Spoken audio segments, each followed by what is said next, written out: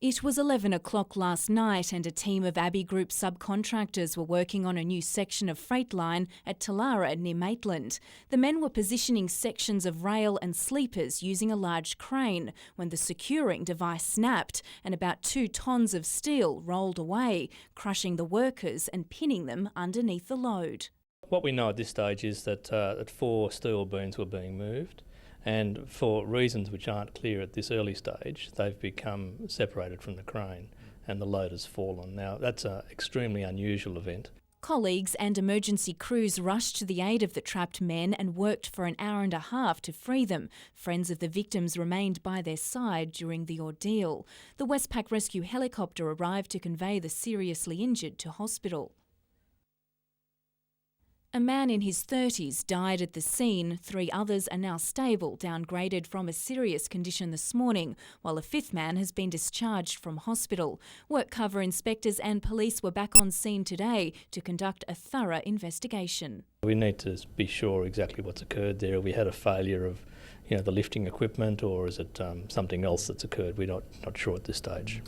Just yesterday, NBN News spoke to the Australian Railtrack Corporation about the dual railway upgrade, which will speed up the delivery of coal to the Port of Newcastle.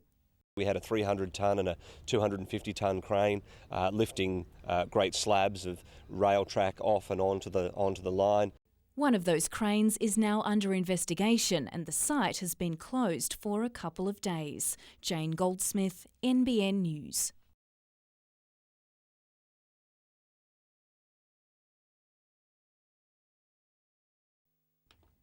It's the CBD's major retail drawcard, but the so-called anchor of the mall is expected to pull out by early next year.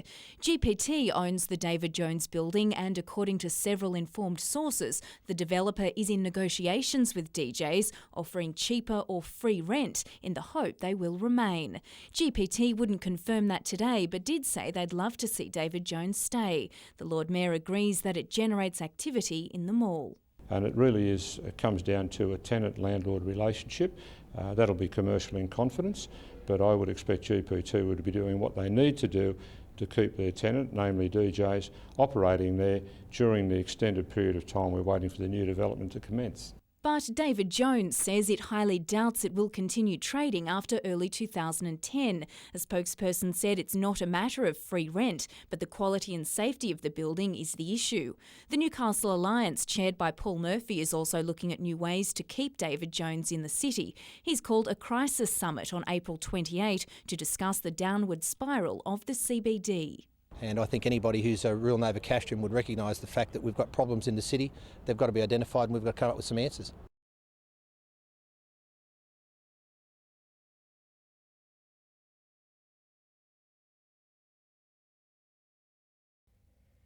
Craig Andrews is in the running to make almost 70,000 of these duffel bags for the Defence Department over the next 3 years. But the Maitland businessman will need more staff to make that happen. And if he wins the contract next week, he's promising to hire at least some of the Saks Cessnock Bonds employees. This is what it's all about, keeping our own jobs, and I'm sure with the help of the federal politicians that we could be able to do that. He'd even consider working out of the Short Street factory once Pacific Brands lets its lease go. Everything's set up. I'm sure if we could negotiate a fair and reasonable deal, that we'd love to step in there as well. The union says it's just one of $100 million worth of tenders being offered by the Commonwealth over the next 4 years that normally end up overseas. We need the government to, both state, federal and local government, to demand Australian made and change their procurement policies to make that possible. Meanwhile, they're also lobbying Pacific Brands not to deny retrenched employees their entitlements if they find work elsewhere in coming months. It's like holding someone to ransom. You can't go till we get our stuff out the door. Bad luck if you find another job. We'll throw you on the scrap heap with everyone else. Penny Evans, NBN News.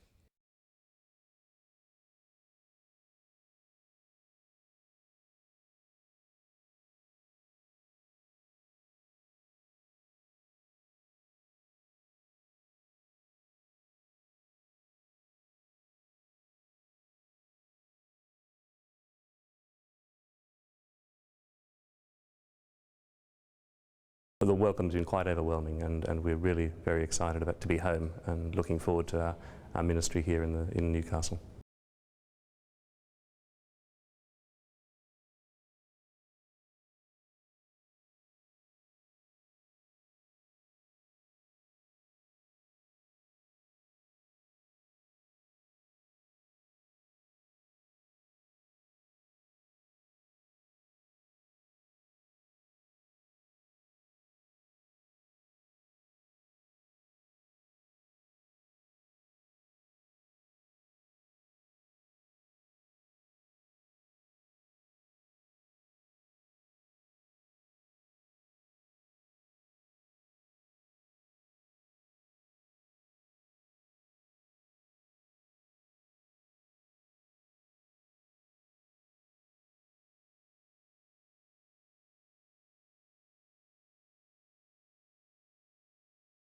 Yeah, obviously if I come back I want to be close to my family and friends down in Wollongong, so if there's no Wollongong team, then obviously Central Coast or Newcastle will be one of the clubs I'll be looking at.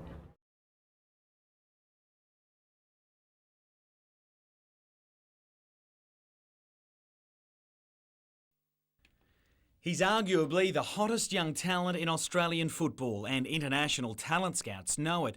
But Ben Kedarovsky has bigger issues for now, starting with an English exam on Monday.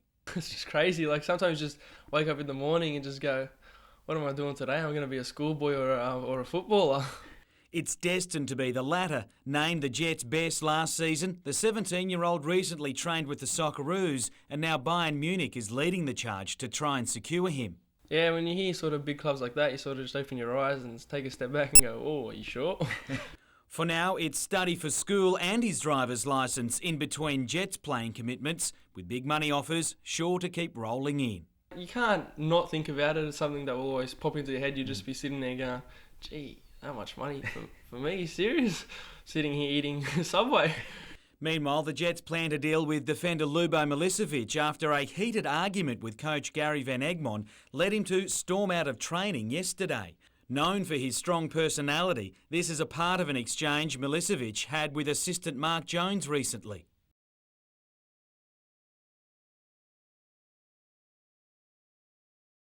Van Egmond today played down yesterday's incident, describing it as a heat-of-the-moment exchange, however also one that will no longer be tolerated.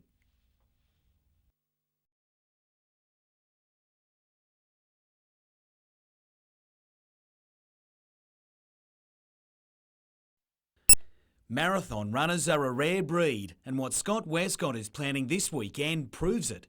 2 races back-to-back with a run in between, about 35 kilometres all up and at good pace. I predict I'll do the half in about 72 minutes, which is a long way off my PB of 63 minutes, but it's a nice solid clip. And then I would like to punch out the 10K pretty quick, probably around that 32 to 33 minutes. Essentially, Westcott will start from Lee Wharf at Newcastle Harbour and race the half marathon circuit, which takes the field around the foreshore over the hill to Bar Beach Bowling Club and back.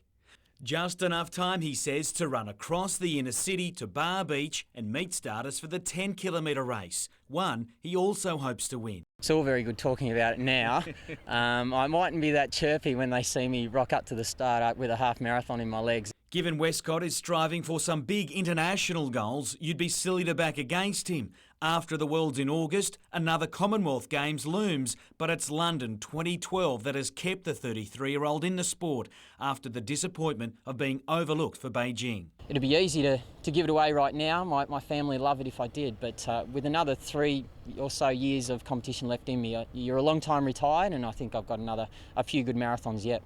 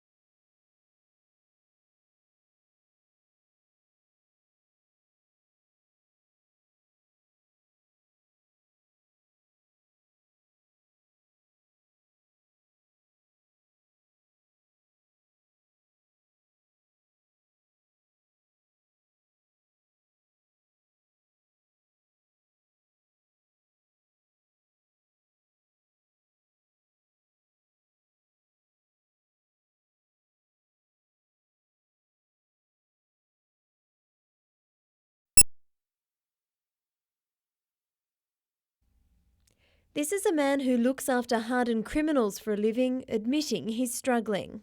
It's like someone's just ripped me heart clean out.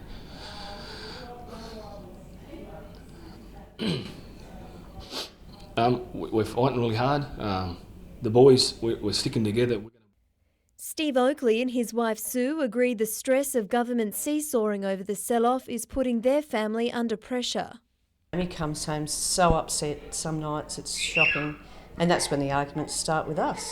We put that image across that we are big men, brave men, but we also have hearts and we also have emotions and we also break down.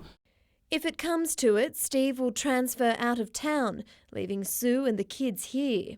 Well, what do we do? You know, we've got a house here. All of our friends are here. All of our families are here. It's shattering. The local mayor believes the workers' pain is being felt throughout the community. There's no rhyme nor reason to it. It's union breaking. That's what it is. Corey O'Donnell transferred to Cessnock from Sydney just 1 week before the government announced the sell-off last November. There's that much innuendo going around. Nobody seems to be able to give us a straight answer. The bleak mood is encouraging others to re-evaluate their future. After almost 35 years at the correctional centre, Ross Sargent will retire in coming weeks, 3 years earlier than planned. I don't really want to go, but I think the time is right to go. The atmosphere in the jail has changed, and it hasn't changed for the better. Penny Evans, NBN News.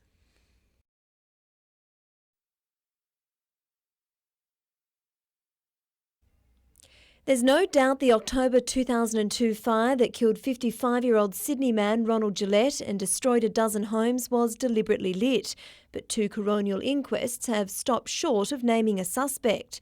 Acting on Coroner Carl Milovanovic's recommendation, Police Minister Tony Kelly today offered to pay $100,000 for information leading to the arrest and conviction of the arsonist. Now, this fire was a despicable act.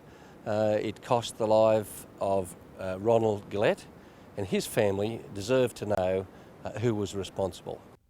Although his property has mostly recovered, resident Gary Price will never forget the fire. He lost close to 200 parrots and parts of his home were damaged. Someone out there knows the truth on what happened on that day, and I hope now, after 6 years, that the truth is now going to be told. He's invested a lot into investigating the fire and believes the reward is another step towards closure. For me to get over this, it will take the conviction of who lit the fire. So please, and I applaud people, if you know something, please come forward. Sometimes the very smallest amount of information can be the little part of the jigsaw that puts all the rest back together. And so we would hope that somebody would know or have some inkling as to who was responsible for this fire. After exhausting all lines of inquiry, local police are hoping the money will bring forward new information.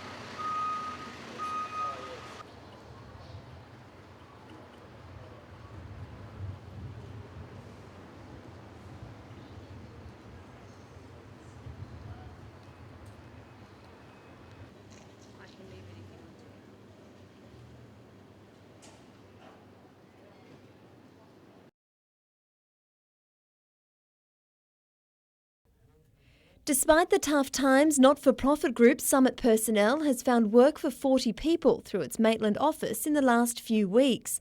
Ironically, almost that many staff are now looking for work themselves after learning this week they haven't made the government tender shortlist for employment services. We're all just completely shocked and we're expecting to, perhaps be rewarded for our hard work and our performances. Yeah, that is disappointing to think that, all the pushing and hard work and extra hours has led to, unemployment. Summit has offices in Cessnock, Kurri Kurri, Singleton, Muswellbrook and Scone, and outreach centres in Denman and Merriwar. The Upper Hunter branches have 5-star government ratings, the Lower Hunter 4 stars, making the decision not to renew their contract beyond the 30th of June even more surprising. All our sites are high-performing sites, you know, we're the highest star ratings for our competitors, against our competitors. So this was something that they weren't expecting. Whether it's non-profit organisations that are getting moved out, we're not sure. It's just the more you think about it, the more you don't understand. The region's other big providers, including Mission Australia and Wesley Uniting Employment, told NBN News contractual obligations prevent them from commenting until the federal government finalises the deals early next week. Penny Evans, NBN News.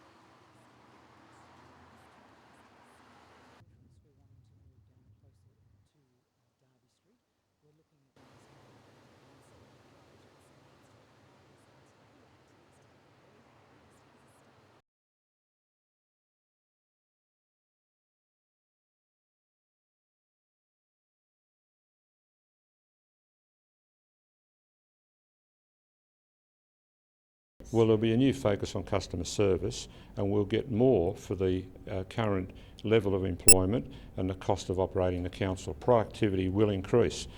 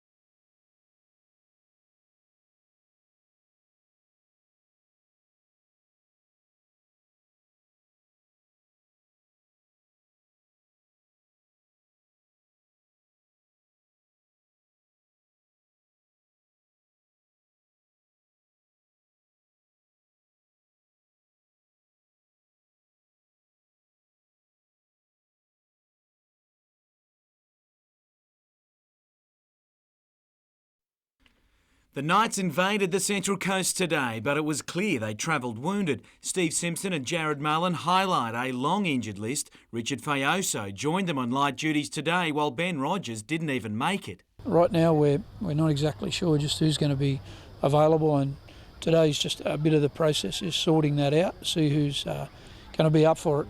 Marvin Caruana comes right into the frame for selection at 5'8" as the club pieces together a squad. It's one of those big club efforts. Everybody who's fit and even almost fit is working hard to get themselves ready to go with a big effort on Sunday. But the Bunnies aren't buying it. Ryan Smith teams are always extremely well prepared, and that's what they will be this week. You know, a couple of former Rabbitohs players who didn't play last week who are in the team this week, they'll be full of energy. They won't be wounded at all. George Nadira and Adam McDougall are two of those, and the latter didn't leave the borough on the best of circumstances.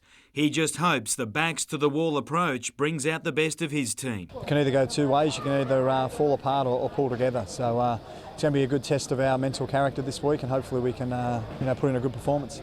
It'll be Newcastle's third game away from home, but at least this one is just down the road. Until they get a team on the Central Coast, which I'm sure isn't too far away, hopefully we can be their team in the interim.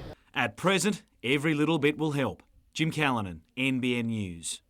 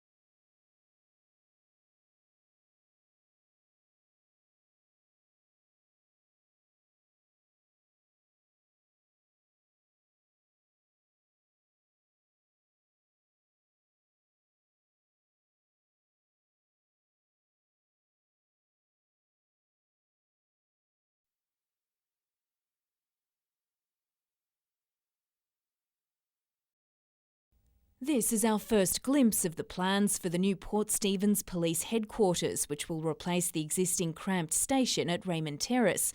After some alterations to the design to make the street frontage more attractive, the DA has been approved by Port Stephens Council. I'm thrilled really, because I think that it's a great win, not only for the police that have to work out of the facilities as they are now, but it's a great win for the community. The Assistant Commissioner says it should take about 18 months to transform the site into the new command headquarters. Some of the Port Stephens councillors were concerned about the demolition of the police cottage due to its heritage value. A compromise was reached, with council requesting a photographic record of the building. The original building is about 100 years old. Now it's been demolished in part and modified obviously substantially since then, but there may be some old elements of the building still there behind walls, and certainly worth recording. And while one community is welcoming a new station, the state opposition claims Morisset and Swansea might lose theirs. Certainly it's not within my vision to close Swansea or Morisset Police Station. But Lee Shearer explained Bullaroo and Cardiff stations could be closed and transferred to the proposed Glendale Superstation. Jane Goldsmith, NBN News.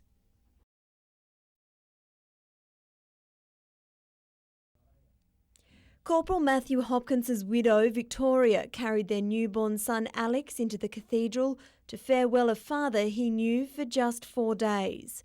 The congregation was a mix of dignitaries, family, close friends, and Matthew's other family, the Army.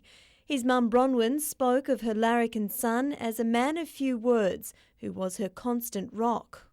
Matt would ring me 2 or 3 times every week just to say hi, and he always ended our conversation with, "I love you, Mum." Matt, you will be so greatly missed by so many people. The family requested Amazing Grace as a tribute.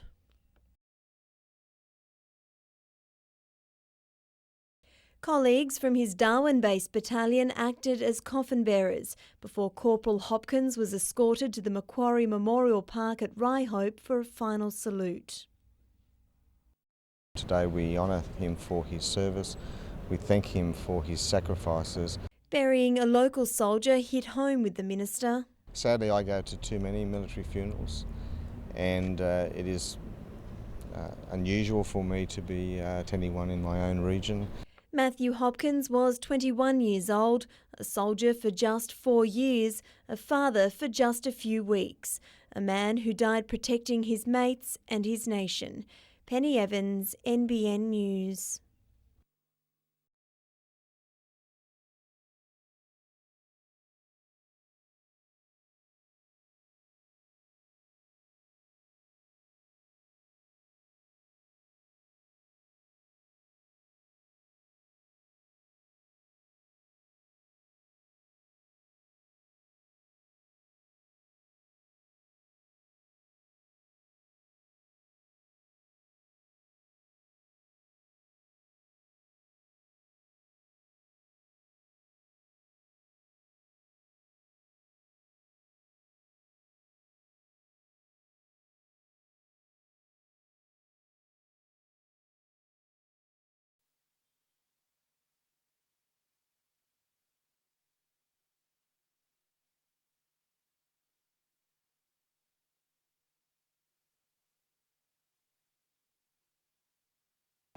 We need a reduction target of at least 40% by 2020 if we're going to stop irreversible climate change at this point.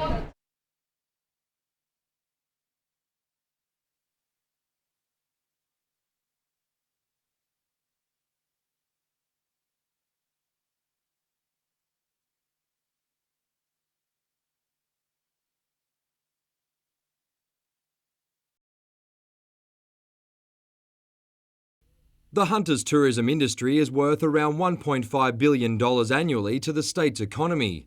The tough economic times have seen bookings drop slightly, but the government believes an extra $40 million in funding over the next 3 years will help. Well, I think what we're seeing is that domestic tourism is remaining quite steady, but what we do know is that people are reassessing their holiday budget and they are choosing to holiday closer to home.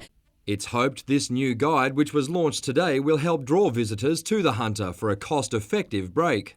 It showcases a range of walks in places such as Glenrock Lagoon, Tomaree Headland in Port Stephens, the Barrington Tops and the Upper Hunter.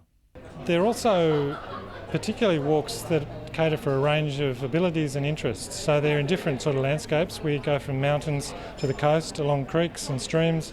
Tourism operator and co-creator of the map, Martin Faulding, says it's long overdue. We have guests and they keep asking us, where should I go walking in the Hunter region? And I say, well, I know all these great places, but there's no, up until this point, no map where you could direct people. Mitchell Hughes, NBN News.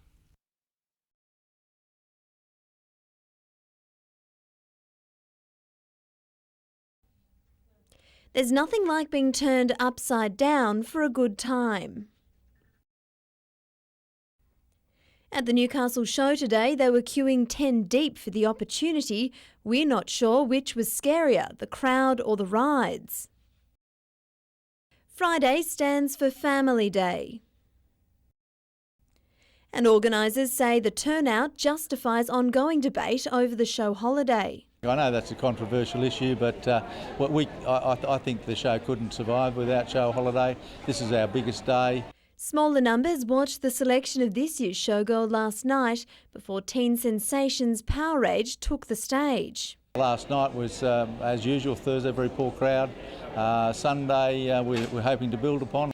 Given the region's rural edges, the show is also building on the agricultural displays, trying to put city folk in touch with their inner farmer. From the cutest to the most unique, there's not a fowl at foot, and as far as pampering goes, nothing beats a pretty puppy with a perfect perm. Penny Evans, NBN News.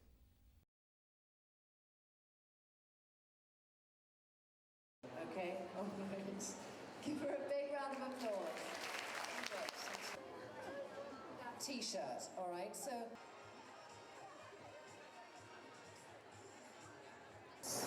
is just so easy to wear, isn't it? But really stylish. Fucking legs again, I'm sorry.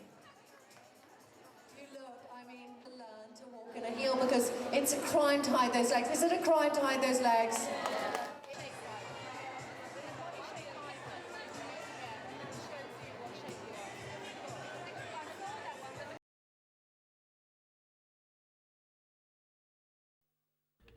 Everyone is on standby at the Knights this week, and tomorrow's training should answer a lot of questions on that front. But as long as we get the last session in all together, roughly with the blokes who are playing that week, then we're confident going into the game. But that's a battle in itself, with a range of players still to prove their fitness in time for Sunday's match. Whoever fronts up at Gosford, though, is expected to get the job done. It's a factor in footy today, how well you can make your replacements feel comfortable. We're not going there to cry if we get beaten because we've had so many players out. We're going there to try to win the game. Statistics aren't good for teams who back up from Monday night games, but the coach believes it's their last-up effort which has them well positioned, given the circumstances they're in. And that's what our guys did on Monday night. We had plenty of reasons to lose that game the other night, and they just kept finding the one way they could to win. Meanwhile, Cameron Serraldo is having surgery this evening to repair his ankle dislocation and leg fracture, with doctors hoping they don't uncover any further damage. Jim Callanan, NBN News.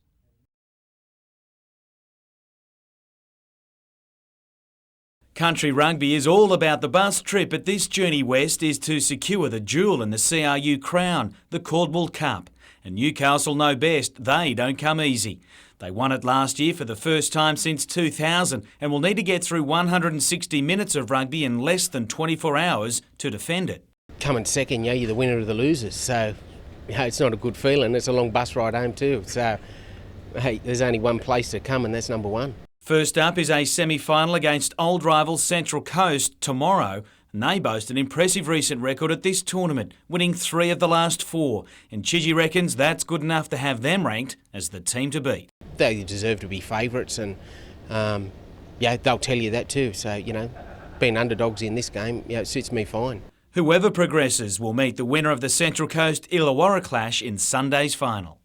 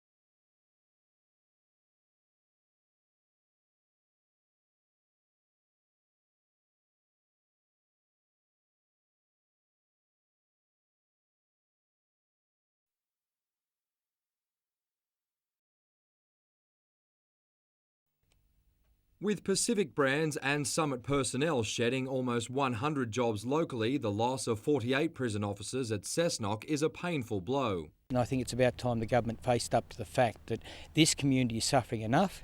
We cannot afford any more job losses. The government today offered some consolation. No one will lose their jobs if they're prepared to transfer. Councillor James Ryan has been attending the parliamentary inquiry into privatisation. He believes the government is determined to push ahead, despite community opposition. I think they're just simply trying to wreck the morale of the prison officers and get it ready to hand over to a private operator.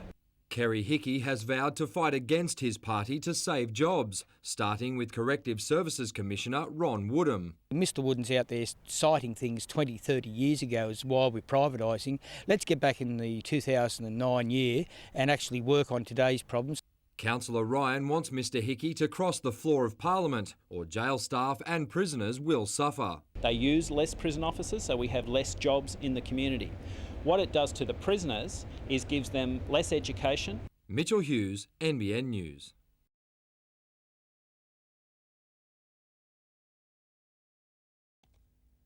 He's 27 years old, but if Chris Roach completes his mission to cycle and sail around the world, he could be 35 when he arrives back in Newcastle. And I'm doing it to raise money for Oxfam, as well as kind of fulfil a dream and travel and see the world as sustainably as possible. His $10,000 bike is fitted with everything he'll need to tackle any terrain on Earth. You got to pack the wet weather gear, you got to pack the tent, you got to pack the warm woolly gears, and the stove, of course, and there's not a lot else, like that you take with you. You just got to all jam it in, and it's totally self-sufficient. He won't cycle all the way, but Chris is hoping to avoid using fuels by sailing between continents. So after 6 months of planning, the engineer was joined by friends and family today as he set off on his epic journey.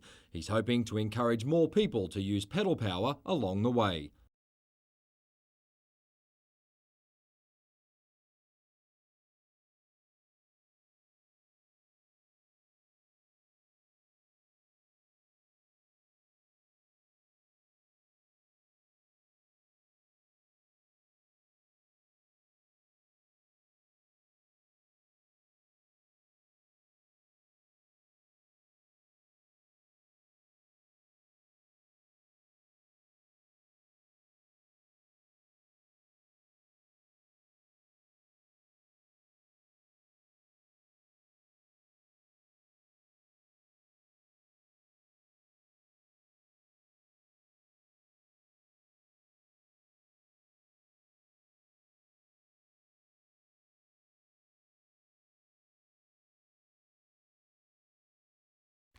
Losing 2 quick wickets before lunch, including its captain, Belmont's bid for the title looked shaky to begin with.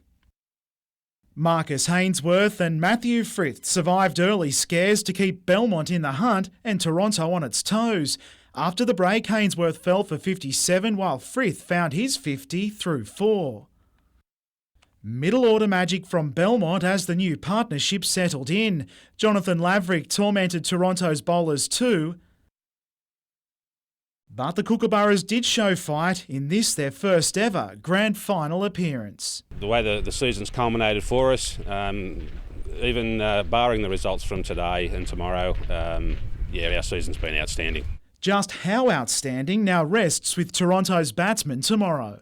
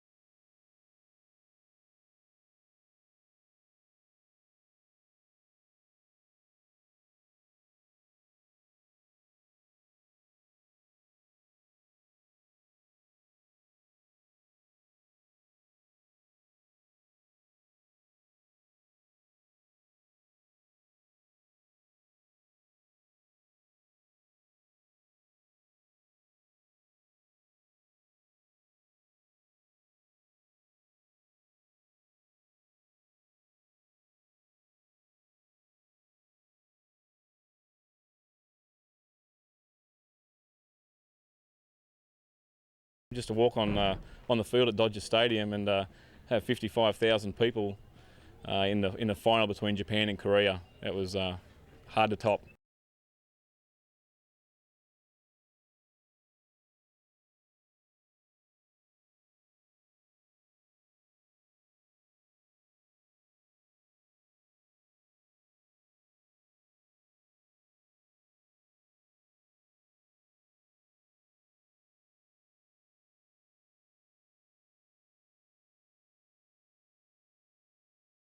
This is the moment Newcastle showed its environmental conscience, and although the postcard view still seemed well lit, across the Hunter power use dropped 7.3% for the 60 minutes of Earth Hour. That's a fantastic result that's equivalent to switching off 3.3 million energy efficient light bulbs, and it's a much greater result than last year's 4.3%.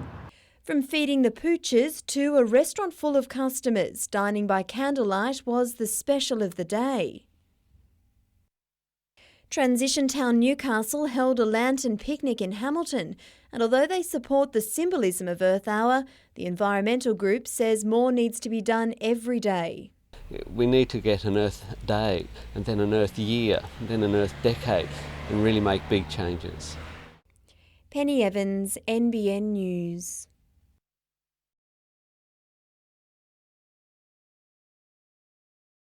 These rescued donkeys all have their own stories of survival, but soon they'll have to go without a few hugs and their usual pampering for the sake of their southern cousins.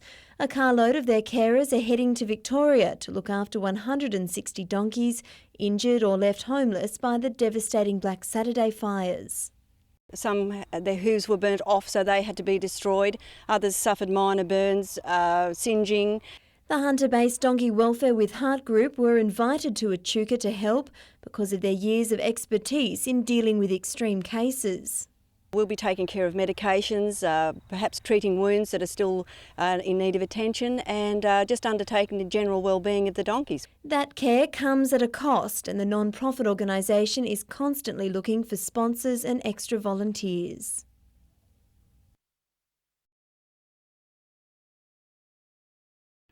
In a trial match of this nature, you expect some mistakes, and at this level they prove costly. After being rewarded for one error, the Coalfields were punished soon after at the other end as they traded tries with the Coast. Attacking the edges worked wonders for the Coast, Jim Slater in for a second, and when Marvin Philippou sent Hayden Topless clear, they had a third. The Coalfields came up with a nice reply through Cessnock's Trent Walker, who sent Willie Paleo try-bound. The game was waiting for someone to take control, and Matt Nicole obliged. A solo effort just minutes into the second half had the Coalfields in the lead. When he stole another, the Coalfields had built a score that wouldn't be run down. The Coast didn't miss this one, but it was hardly fair. The rep team will be announced in another 2 weeks.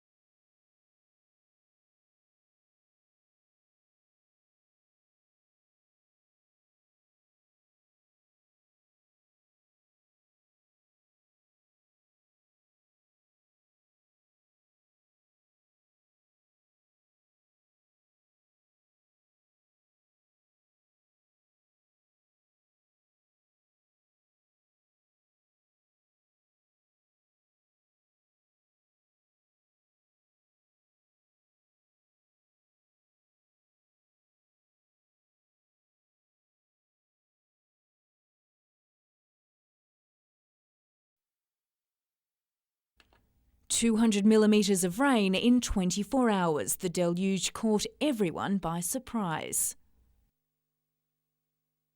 In a matter of minutes, homes and businesses were underwater. Residents had practically no warning. All of a sudden it just started to come through. And then as you start to try and save things. It's devastating how quick it came in as well. You know, from 5 minutes it was just seeping under the door, and then the next minute it's coming through the floorboards.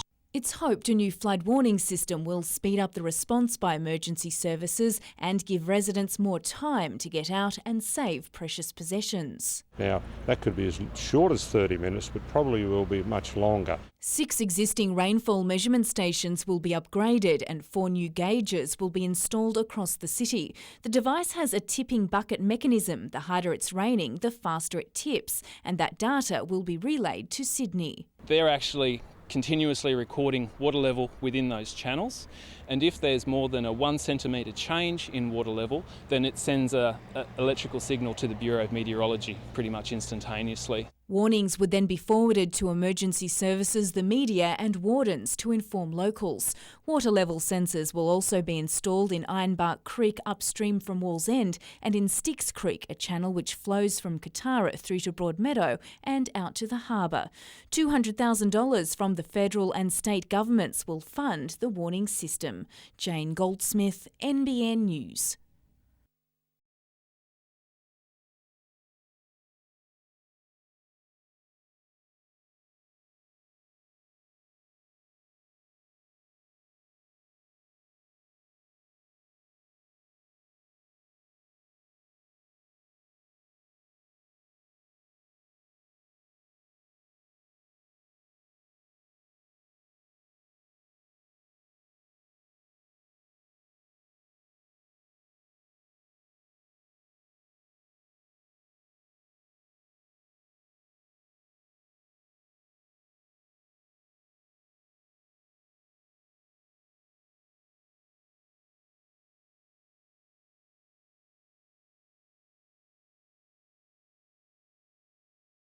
The weather held, the horses pranced and the best cake was picked.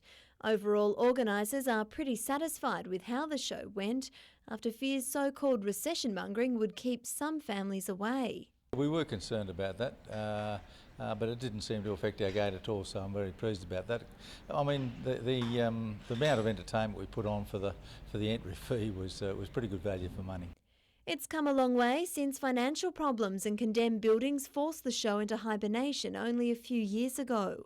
It's going to take 3 good shows to get us back to where we want to be.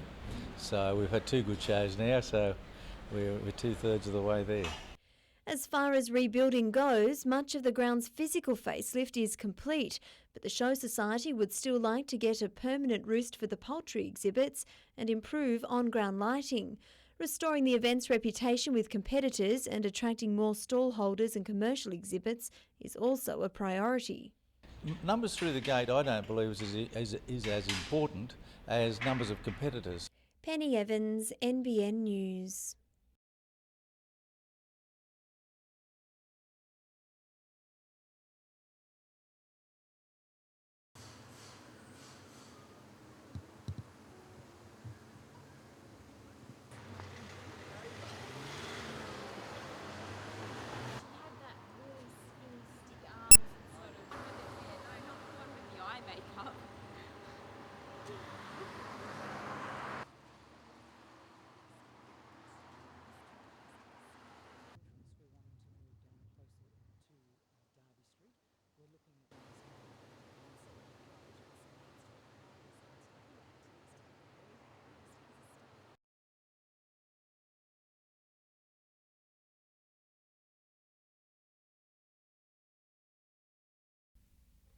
Kitty Wilson doesn't wear glasses or a hearing aid and she has no need for a walker.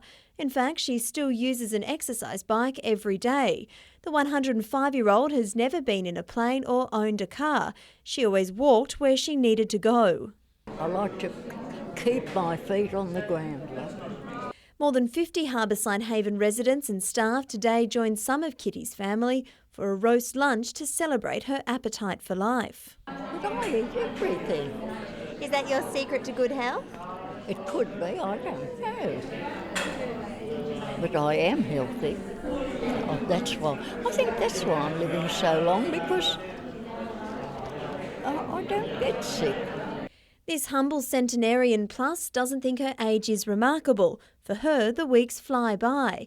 Kitty likes to keep abreast of current affairs by reading the papers daily. Well, you've got to keep with the times, love. You've got to know what's going on in the world, haven't you? She has a few worries. The Waikees, isn't it, that's causing a lot of trouble? But believes living simply is the key to the world's problems. It's not a peaceful place anymore. I think everyone wants too much. They're too greedy. Although Kitty likes a few luxuries, a good lipstick, weekly hair appointment and pearls. Penny Evans, NBN News.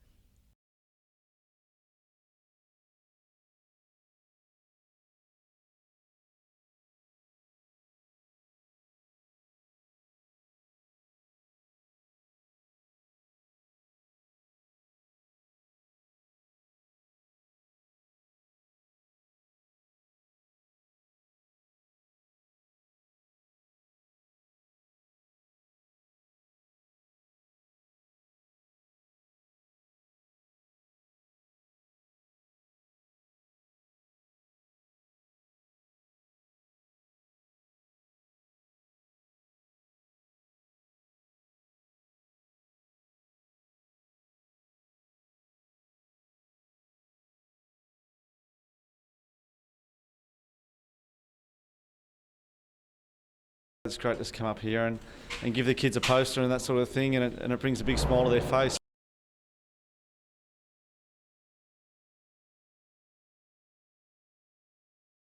The youth of our society are a relatively healthy group, but they do suffer from a whole range of behavioural and lifestyle associated problems.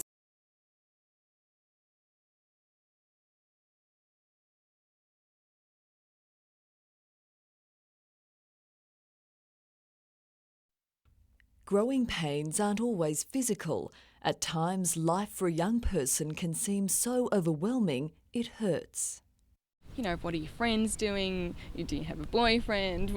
You've got all the puberty stuff going on, so lots of physical changes. You're then trying to make big decisions about what you're going to do with your life. Maddie Otway and Emma Smith can relate. They've both taken a gap year after finishing school and have decided to spend time helping other young people grapple with the challenges of growing up. Volunteering for Hunter Headspace in Maitland, they understand the issues troubling our youth. With school, a main one, and a lot of people really want to fit in, and when they don't quite fit in, it's quite a large concern for them. Everyone goes through moments of stress and anxiety and moments in their life where it feels like everything's a little bit overwhelming, and it's during those times that we can seek a little bit extra help to be able to get through. Hunter Headspace is there for just that. Its mission to help reduce the impact of mental illness and drug and alcohol use on young people. It's a crucial time of life. 75% of all serious mental health problems start before the age of 25. And 1 in 5 young people will have a mental illness. So identifying potential issues early is important. We notice that we're worrying a bit more, or maybe we're finding it harder to get out of bed, or we're fighting more with others. If we can kind of look at, well, what's going on? Why is that happening now? And is there anything I can do about it now? Katie McGill says talking to a parent or another trusted adult is a good first step. The internet can also provide guidance. Sites like Reach Out or Beyond Blue, Sane Australia, just to get a bit more information. And again, it's a way of kind of checking out for them, where am I kind of fitting in with things? Would it be helpful for me to go and talk to someone else? And it's important to seek help early before problems can become ingrained. The earlier that you seek help, the less time that you have to spend dealing with it on your own. It's okay to admit there is that pressure, because if you're feeling that pressure, other people are feeling the pressure, and you're not going to be the only one who feels like they can't handle it.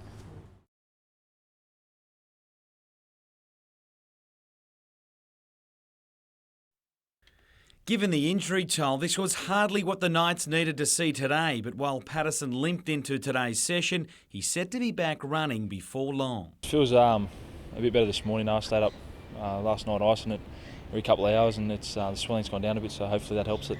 At long odds to be right for Sunday's match at home against Manly, he knows it could have been worse, given the club's run of luck on the injury front. I'm just hoping that all these injuries are going to come back. Later on in the year we'll just have smooth sailing. Everyone will be fit for the end of the year, so just try and be positive. As for the finish to yesterday's game against South Sydney, it was way too familiar to their round one game on the Gold Coast, with the team jumping out to a lead only to be run down. We just got to learn to just be ruthless, mate, and just really finish teams off. It's all about putting teams away when we got that lead, and yesterday we just made mistakes and let them back into the game. Jim Callanan, NBN News.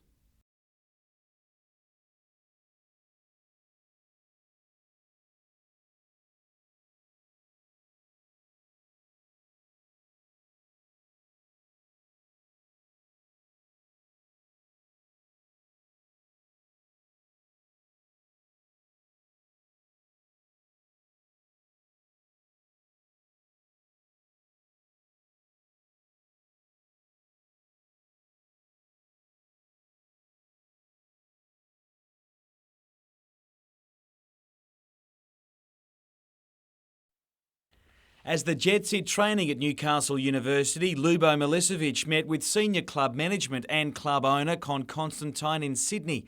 While they requested he rein in his bedside manner after an argument with coach Gary Van Egmond last week, Milicevic made it clear he'll be moving on, most likely back to Europe after the group stage of the ACL. Newcastle's next game in that is in Japan next week, and it's thought the defender will play an important role in that when he returns to training, something he must do tomorrow. If he's obviously not here at the beginning of this week, and he's obviously then pretty well close missing a week of training, then it makes it more difficult for himself to be included. Ben Kennedy is just happy to be back training after a virus laid him low last week. It's like playing my first game again, so feel fresh and whatnot, so I'm just ready for the challenge. Now the club's number one keeper after the departure of Ante Kovic, the remaining Asian Champion League games will be his chance to make sure he remains there beyond that. Ability-wise, belief from players and coaching staff, he's got all the backing from us, and it's just a matter of him putting it together.